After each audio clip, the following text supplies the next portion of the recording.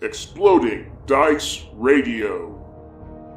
Hello everyone, I'm Ruckdog from Exploding Dice Radio, and today, for the Freebooters Network YouTube channel, I've got an exciting unboxing for some of the new Spartan Scenics terrain sets made by Spartan Games for 10 to 15 millimeter ground games.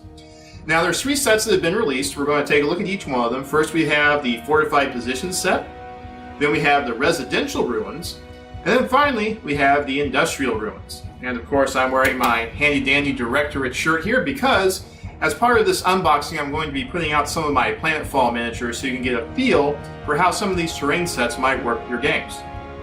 Well, that's enough for getting started. Let's go ahead and get into our first look, which is here at the Fortified Positions. Alright, so here we go. Standard Spartan packaging. Slide off the box sleeve here. And of course we have our handy dandy little adhesive stickers holding her shut. Get those cut. Alright, and here we go. So we've got, looks like some wall sections here. And a couple of corner sections that kind of go off at a 45 degree angle. What's interesting is you can either have it as a 45 or you can make it a full 90 by putting 2 of them together, it looks like so. Got some more of these straight wall sections here.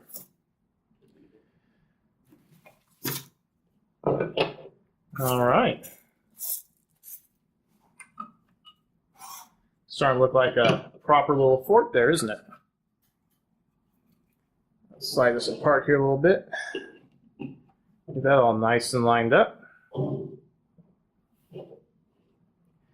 As you can see from laying it out here, and I'll put my little hobby knife in the frame for scale, that's a pretty decent sized little group of miniatures.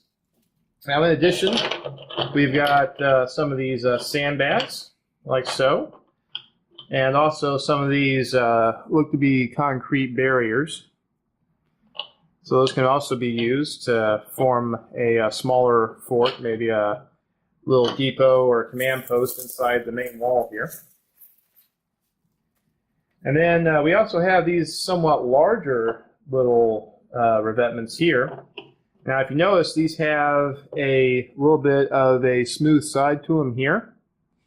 And that makes it a pretty good place for you to have, like I said, some sort of command post or some sort of small area for storage of ammunition, maybe even a vehicle revetment, something like that. So yeah, there you go. That is the the Fortified Positions set. Pretty good sized little terrain set, really. All right, well, let's move on and take a look at the Residential Ruins. Okay, moving on to the Residential Ruins, just like before, have to slide off the little cardboard sleeve here. And cut our pieces of tape, holding her together. There we go. And open her up, see what we got here. All right, so like with the Fortified Positions, we've got some resin pieces here. Looks like we have a series of foundations. A couple of L shapes, a couple of straight pieces here. Unlike the Fortified Positions, we've got some laser cut MDF. So it looks like these are our wall sections. So this is pretty easy to pop out of the larger piece here. It's all laser cut. And so what you wind up with are these wall segments here that you can then put into your pieces of foundation like so. And start to make your building. Of course, you can pop out these windows too, which I haven't done yet. There you go, just like so. All right, so I'm going to go ahead and pause it here, and then we're going to take a look after I've had a chance to sort of press fit some of this together so you can get a better feel for what it all looks like built up. All right, so here we are with everything out of the box. And the first thing that occurred to me as I was taking everything out is, wow, there's a lot of options here. So right away, what you've got is the ability to make a single square structure here with the different foundation pieces. And you also have the ability to make 3 separate standalone pieces. 2 of these single walls here, and then one corner wall like this over here. And then, of course, you have a wide range of resin resource pieces, ventilation ducts. These appear to be like garage doors of some kind, a bunch of barrels, some dumpsters, high security doors of some kind. The casting quality on all these resin pieces is really good. I'm not finding a lot of flash or miscasting on these. This right here is probably about the worst piece of flash I've been able to find on it, if you see that right there. But even that isn't too bad. One of the things that I found that's interesting is you also have things like these little sets of stairs that you can kind of stack these pieces up to make a set of stairs for one of the entrances on the building. You can kind of plop up the building and put that up there like it's a set of stairs. You've also got this little accent piece here you can glue on to make that look more like a door. This also goes on right here, again, as more of an architectural accent. These pieces obviously have to be glued on and glued together, but other than that, this itself holds together pretty well. There's absolutely no glue in this, and as you see, it's locking together pretty well, fits pretty good. I didn't have to use a whole lot of force to get these pieces separated out from the main piece of wood they were burned from, and they also went together and press fit together without too much force either. You also have some extra pieces. So you've got a few extra pieces of walls. Here's the blank pieces. Here's some pieces with windows on them. And you've also got some things like extra bits of floor. You know, here's an extra bit of that tile floor like they've got on the inside of the buildings here. You can see there. So all in all, there's quite a bit of stuff here in this little kit. I think it represents a pretty good value. All right, well, let's go ahead and take a look at the industrial ruins then. All right, here we are with the industrial ruins set. Go ahead and get this open and see what we've got. Give us a little slice here, slice there. Feels like there's a little more in this box. We'll see. All right, so we've got our little upgrade bits, the foundation bits, and then of course we have our laser cut MDF for all of the walls.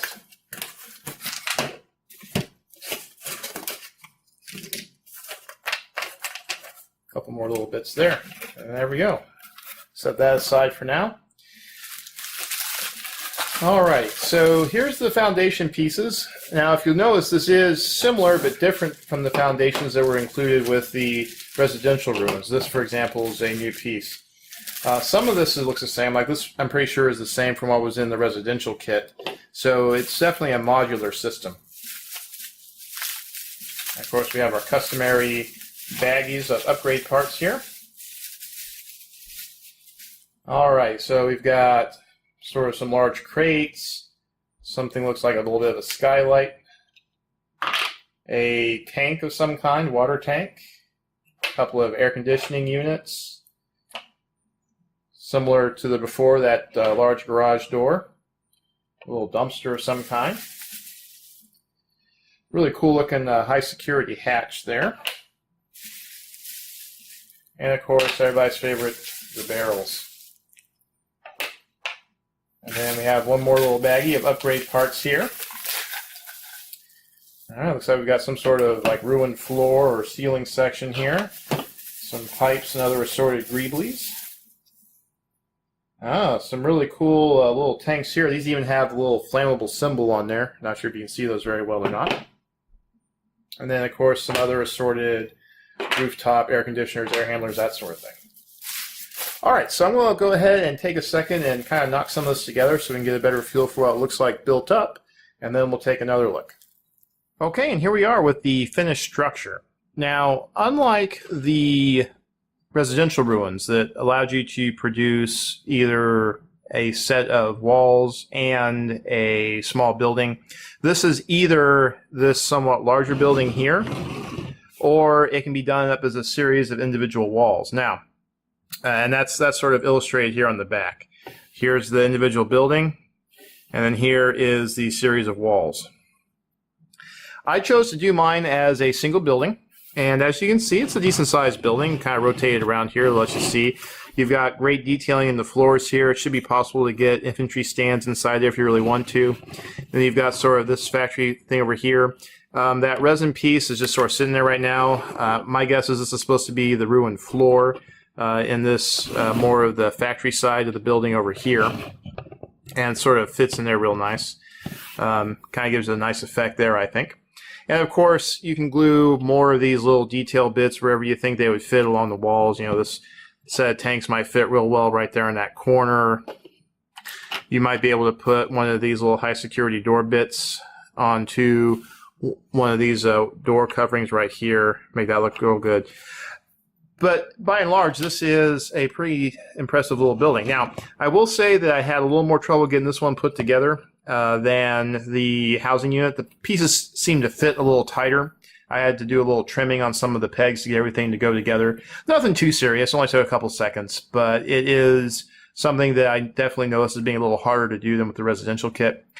On top of that, this is definitely a more complex structure. There's a lot more pieces going on to it, so it took me a little bit longer to figure out how to get it all together. Now, one thing that's interesting about this kit that the residential one didn't have is it has a portion that's got a little bit of a roof here. Now, these joints here aren't glued, but they are pretty tight, so I would have to make it a little bit looser if I was going to have this piece right here be removable during a game so that you get easier access to the interior to take infantry in or out, that sort of thing. Now I'll go ahead and flip this back around to the front, and I'll bring in the residential just so you can get a feel for the size. And you can see that the footprint of this industrial building is roughly twice that of what this residential building is. So definitely a larger building overall.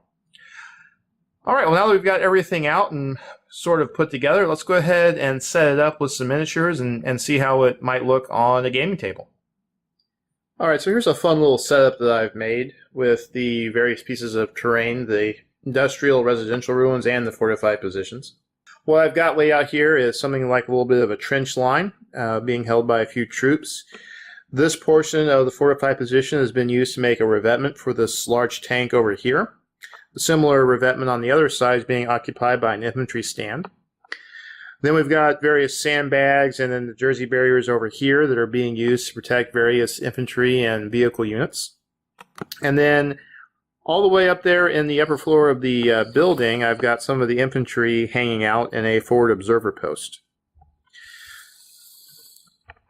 Now, to give everybody a feel, this is a roughly 2x2 area that I've got this terrain in. And obviously, it's a little denser than you might use for a game, but it's just here to illustrate how all these different pieces of terrain might work together on a table.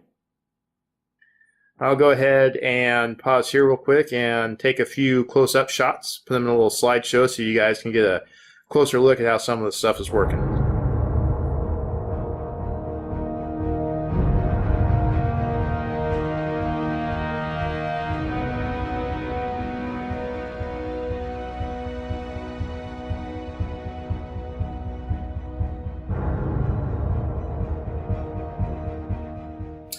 And there we have it, everybody. The latest and greatest from Spartan Scenics and their terrain line. I gotta say, I'm very impressed with these selections here. The ruins and the fortified positions are really nice. They're very well detailed, really useful. They've got plenty of space to get miniatures in and out of the buildings, and they fit the infantry stands for plant fall just perfect. So I really think this is going to be a great option for anybody who's looking to add a little bit of terrain to their tabletop. Well, I hope you guys enjoyed this video, and please let us know what you thought in the comment section below. If you have any suggestions for another video that we could do about a different product from Spartan Games, or maybe some other type of discussion you would like to see on the channel, please let me know. You can either, like I said, leave a comment, or you can also email me. You'll find that link in the comment section and the description below. All right, guys, well, that's it for this video. Until next time, good luck and good hunting.